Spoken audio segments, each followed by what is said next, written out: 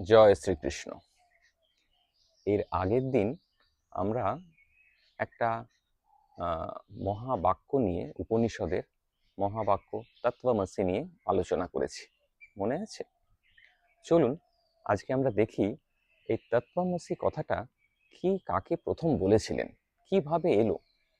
আমরা তো আগেই জেনেছি যে তত্ত্বমসি কথাটা ছান্দোগ্য উপনিষদে আমরা প্রথম পাই। আর এই ছান্দোগ্য উপনিষদ খ্রিস্টের জন্মের 800 থেকে 600 বছর আগে রচনা করা হয়েছিল বলে মনে করা হয়।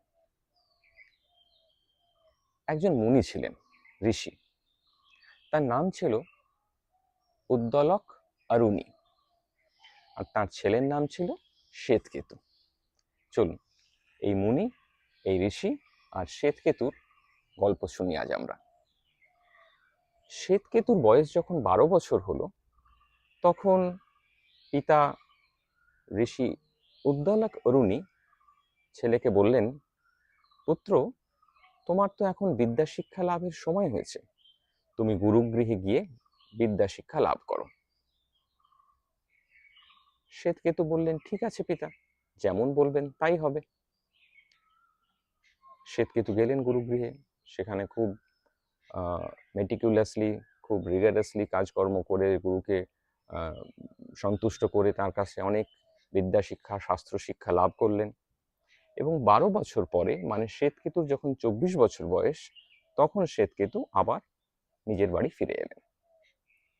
কিন্তু ফিরে আসার পরে শ্বেতকেতুর বাবা ঋষি উদ্দলক অরুণী উনি খেয়াল করলেন যে ওনার ছেলের মধ্যে কথাবার্তায়, চলনে বলনে, বডি ল্যাঙ্গুয়েজে, অ্যাটিটিউডে, সব কিছুতেই যেন কেমন একটা অহংকারের ভাব ফুটে উঠছে, যেটা একজন শিক্ষিত বা জ্ঞানী মানুষের মধ্যে ফুটে ওঠার কথা নয়। কারণ যে যত শিক্ষিত হবে, যে যত জ্ঞানী হবে, তার মধ্যে বিনয় তত বেশি আসবে, কারণ সে তত উপলব্ধি করবে যে সে আসলে কিছুই নয়। সুতরাং অহংকার ভাব তার মধ্যে থাকবে না। অথচ শ্বেতকেতুর মধ্যে সেই ভাব উনি লক্ষ্য করলেন। উনি রিয়েলাইজ করলেন যে না, তার ছেলের বিদ্যা শিক্ষা সম্পূর্ণ হয়নি। উনি শ্বেতকেতুকে ডাকলেন, ডেকে বললেন, পুত্র, তুমি তো এত শাস্ত্র শিক্ষা লাভ করেছ, তুমি আমাকে বলো, তুমি কি এমন কিছু শুনতে পাও যা আগে শুনতে পেতে না, বা যা শোনা যায় না নর্মালি, বাকিরা কেউ শুনতে পায় না, তুমি এরকম কিছু শুনতে পাও? শ্বেতকেতু বললেন, না, সেরকম তো পিতা আমি কিছু শুনি না, সবাই যা শোনে আমি তাই শুনি। তখন পিতা বললেন, ঠিক আছে, আচ্ছা, তোমার মনে কি এমন কোনো ভাবনা আসে যে ভাবনা নর্মাল অন্য কারুর মনে আসে না, বা তোমার মনে আগে আসতো না? শ্বেতকেতু বললেন, না পিতা, এরকমও তো কিছু আমার মাথায় আসে না, এরকম কোনো চিন্তাও আসে না। তখন ঋষি উদ্দলক অরুণী আবার জিজ্ঞেস করলেন, আচ্ছা ঠিক আছে, তুমি বলো তো যে তোমার মধ্যে এমন কোনো জ্ঞান, এমন কোনো চিন্তা ভাবনা আসে যে, বা এমন কিছু জানার ইচ্ছে তোমার মধ্যে হয় যেটা বাকিদের মধ্যে নেই? অনেক ভেবে শ্বেতকেতু বললেন, না পিতা, এরকমও কিছু হয় না। তখন উনি বললেন, পিতা, যে দেখো, তোমার কিন্তু বিদ্যা শিক্ষা সম্পূর্ণ নয়। শ্বেতকেতু বললেন, আপনি আমায় শিক্ষা দিন, যা যা আমার অসম্পূর্ণ সেই অসম্পূর্ণতাকে আপনি সম্পূর্ণ করুন।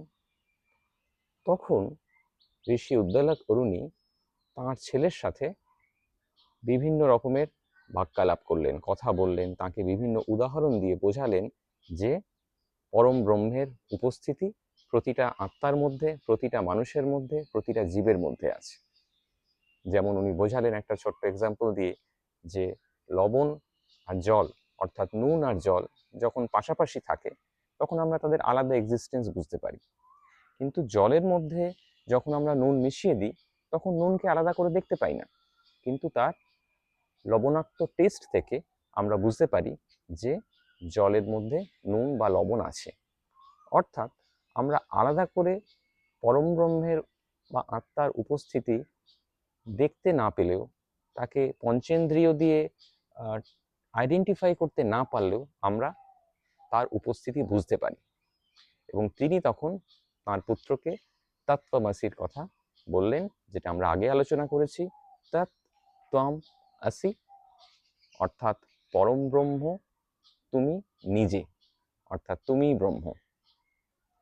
তাহলে কে কাকে কিভাবে এই কথা প্রথম বলেছিলেন আমরা জানতে পারলাম, তাই না? তত্ত্বমসির আলোচনা কিন্তু আমাদের চলবে। আজকের জন্য এটুকু থাক, ঠিক আছে?